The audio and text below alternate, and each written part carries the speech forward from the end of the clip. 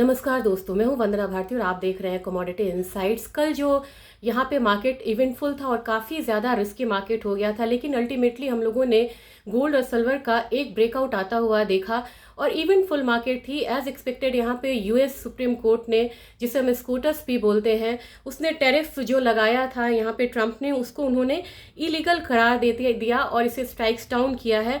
इससे कितना फ़र्क फिलहाल पड़ेगा, पोटेंशियली यहाँ पे $175 बिलियन का जो रिफंड है वो इम्पोर्टर्स को करना होगा। लेकिन जब इतनी बड़ी डील होती है, इतना बड़ा टैरिफ लगाया जाता है वर्ल्ड वाइड, तो लीगल एक्शंस की तैयारी पहले ही हुई रहती है। यहाँ पे अब इनका जो ट्रंप है, उनका यहाँ पे पलटवार भी तुरंत आया है और उन्होंने कहा है, उन्होंने सेक्शंस यहाँ पे 232 को हवाला देते हुए सेक्शन 301 के अनुसार उन्होंने क्या करा है कि जो एंटायर यहाँ पे जो टैरिफ थी लगी हुई वो तो थी, उन्होंने यहाँ पे एडिशनल टैरिफ यहाँ पे लगाया है 10% का, और ये जहाँ भी जिस भी कंट्री से वो इंपोर्ट कर रहे हैं वो सब पे लगेगा। तो सुप्रीम कोर्ट का यहाँ पे स्ट्राइक डाउन करना टैरिफ को और यहाँ पे फिर से ट्रंप का टैरिफ लगाना, ये एक बहुत ही अग्रेसिव एक्शंस के बारे में बता रहा है। जबकि यहाँ पे कमोडिटी मार्केट पहले ही बहुत ज़्यादा वॉलेटाइल हो चुकी है और आने वाले समय में ये जो हफ्ता रहेगा, ये हफ्ता आपका चाइना का ओपन होना भी यहाँ पे था और प्लस ऑन कार्ड पहले ही यहाँ पे था आपको यूएस और ईरान का वॉर का सिचुएशंस। तो अब यहाँ पे तीन चीज़ें आपको हैंडल करनी है।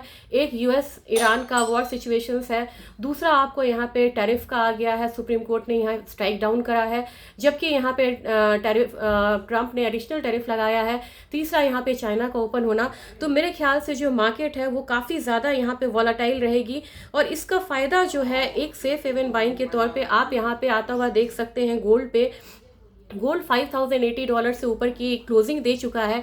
$83 का यहाँ पे प्लस था। 5150 मुझे पहला लग रहा है, 5200 देन 5300, ये पोजीशंस यहाँ पे टेक्निकली नहीं दिया गया है। टेक्निकली तो ये मतलब सपोर्टेड है, लेकिन यहाँ पे ऑप्शंस पे भी काफ़ी ज़्यादा बिल्डअप हुआ था और डाउनसाइड आपको $5,000 का फिलहाल रहना चाहिए। जबकि अगर आप गोल्ड हमारे यहाँ की बात करें तो मुझे लग रहा है कि इस न्यूज़ के बाद यहाँ पे INR भी थोड़ा सा टूटता हुआ नजर आएगा। तो मेरे ख्याल से 1,62,000 65,000 एक अपर साइड हो सकता है अगले हफ्ते के लिए गोल्ड में। डाउन साइड आपको यहाँ पे हो सकता है 1,50,000। जिन लोगों को यहाँ पे फिजिकल में परचेज करना है वो यहाँ पे फिजिकल में गोल्ड को परचेज करें, क्योंकि अगले हफ्ते गोल्ड यहाँ पे और भी ज़्यादा महंगा होगा। सिल्वर ने यहाँ पे $82 के करीब के उसके ऊपर के यहाँ पे इनफैक्ट क्लोजिंग दी और ये वीकली क्लोजिंग है, इस बात को ध्यान में रखिएगा।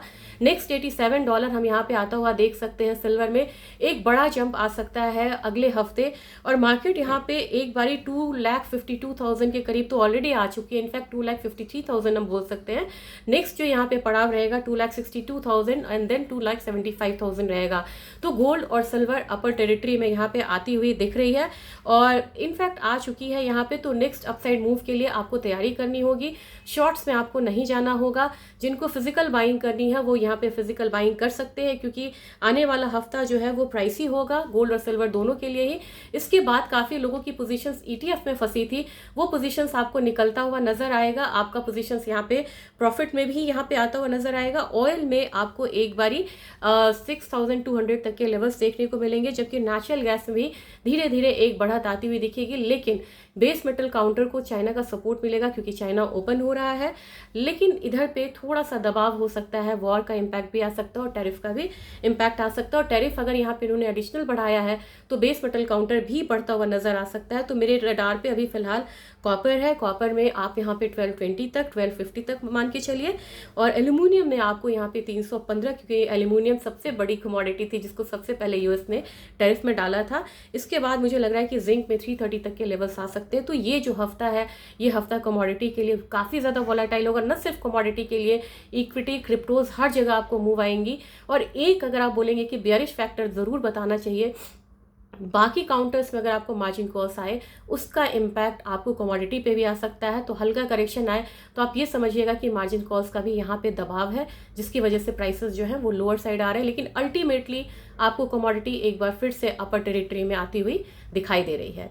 Thank you. मैं इस पर डिटेल वीडियो बनाने की कोशिश करूंगी और कल आपसे शेयर करूंगी, लेकिन पोजीशंस शॉर्ट्स बिल्कुल ना जाए, नहीं तो ये आपके पोर्टफोलियो को नुकसान पहुंचा सकता है। Thank you.